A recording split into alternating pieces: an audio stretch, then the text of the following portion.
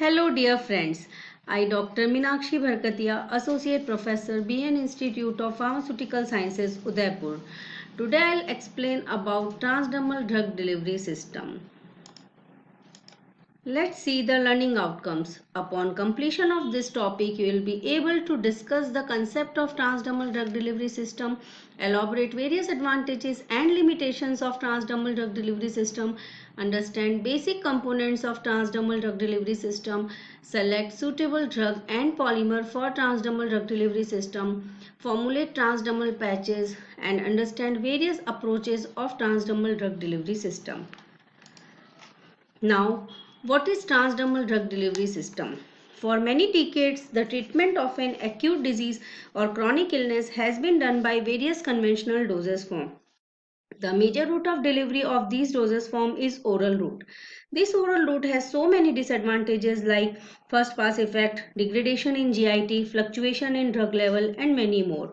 So, to overcome these difficulties, there is a need for the development of novel drug delivery system which improves the therapeutic efficacy as well as safety of drugs.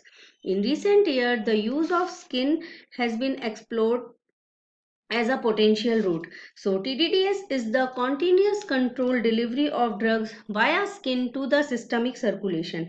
It maintains the concentration of drug within the therapeutic range. It offers many advantages over conventional dosage form. It reduces the gastrointestinal incompatibility and hepatic first pass effect, availability of multiple skin sites. It reduces the dosing frequency that results in patient compliance. It is useful for drugs with short half-life. There is less fluctuation in plasma drug level, so systemic side effect is reduced. It produces sustained therapeutic level. It is convenient and non-invasive route, so painless administration is there. Termination of therapy at any time is possible with this system, and self-administration is also possible. These are some of the beneficial aspects of transdermal drug delivery system. Now let's see what are the limitations of transdermal drug delivery system. Drug having high molecular weight, that is more than 500 daltons, fails to penetrate the stratum corneum, which is the outermost layer of the skin. This layer forms the barrier properties of the skin. Drugs with very low or high partition coefficient fails to reach the systemic circulation. An optimum partition coefficient should be there. If the drug is having very low partition coefficient, then it will not able to pass through the stratum corneum, and if the drug is having high partition coefficient, then it will retain in stratum corneum layer. Pre-systemic metabolism. The presence of enzymes in the skin such as esterase and peptidase might metabolize the drug and render it inactive. Skin irritation is a major problem in transdermal drug delivery system that results in erythema and edema. And barrier function of the skin changes from one side to another and from person to person also. Now, basic principle of transdermal permeation. A drug may use two diffusional route to penetrate the skin, transappendigeal route and transepidermal route.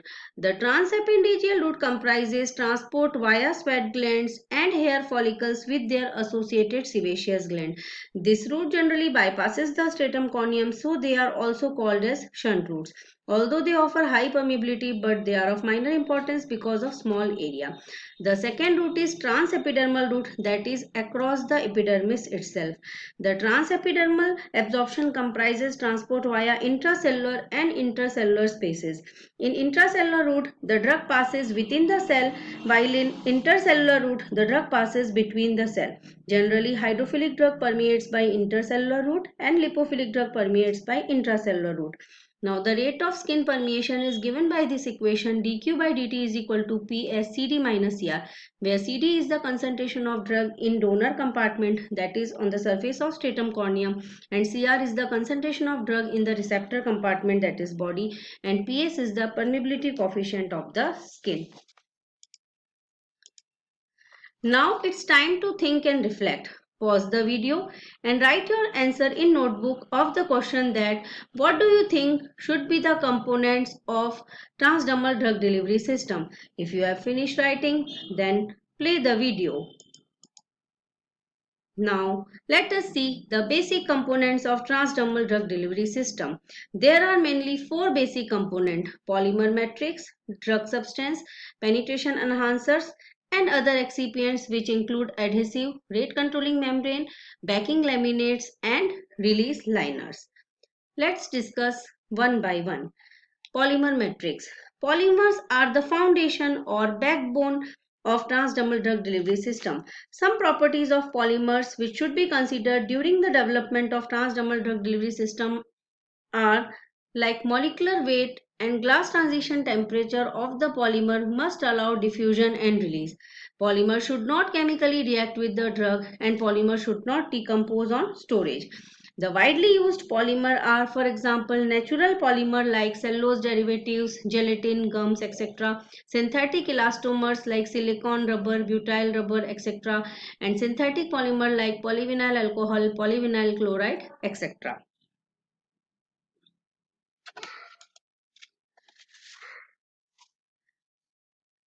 Next important component is drug. Various physicochemical properties and biological properties of the drug should be considered during the development of transdermal drug delivery system. Drug should be chosen with great care for successful development of transdermal drug delivery.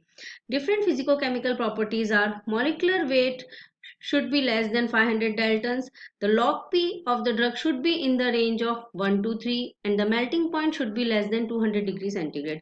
And among the biological properties, the drug should be potent enough with a daily dose of few mg per day. The drug should have short biological half-life. The drug should be non-irritant to the skin. Drug should be stable when in contact with the skin, and the drugs which degrade in the gastrointestinal tract or inactivated by first pass effect can be formulated as transdermal drug delivery system, and the drug should not get extensively metabolized in the skin.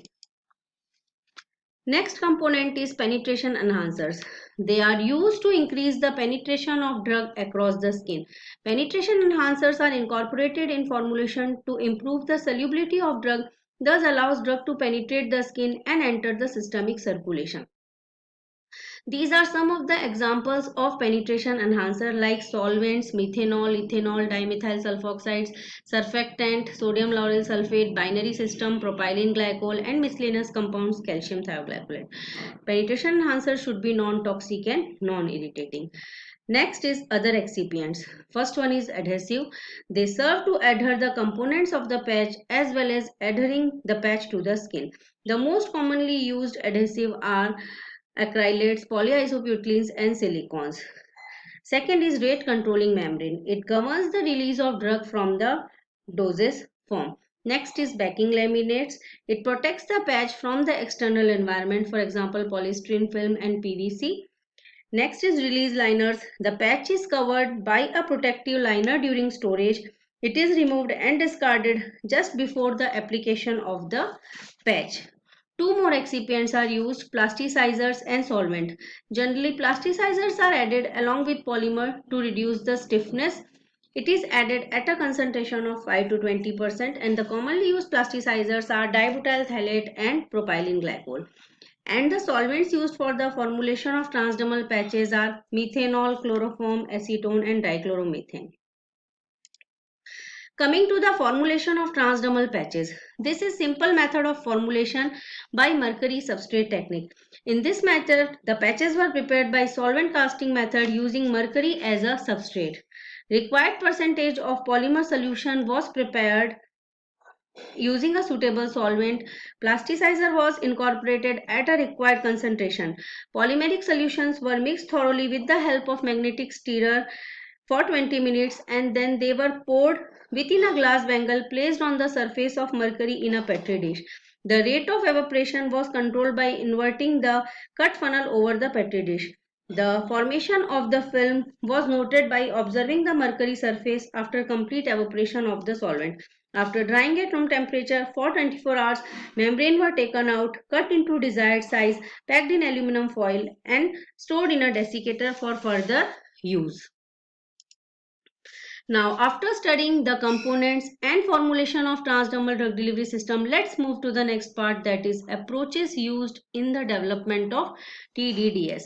There are four approaches for the development of transdermal drug delivery system.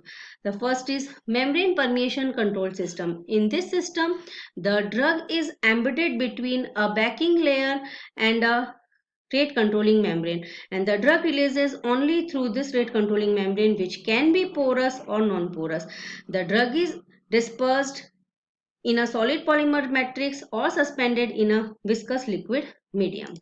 The second is adhesive diffusion control system. In this system, the drug reservoir is formed by dispersing the drug in an adhesive polymer and then spreading the medicated polymer adhesive by solvent casting or by melting onto a backing layer.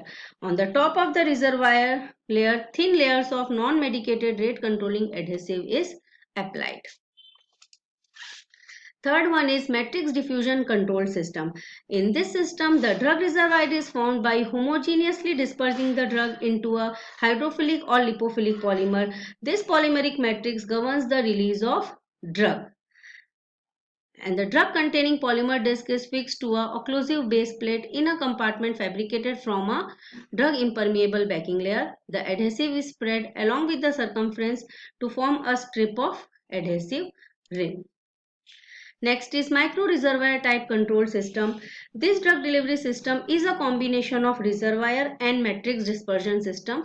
In this system, the drug reservoir is formed by suspending the drug in an aqueous solution of water soluble polymer and then dispersing it in the lipophilic polymer to form unleachable microscopic drug reservoirs, which is called as micro reservoir. This thermodynamically unstable system is stabilized by cross-linking agents. So this is all about transdermal drug delivery system. Thank you very much.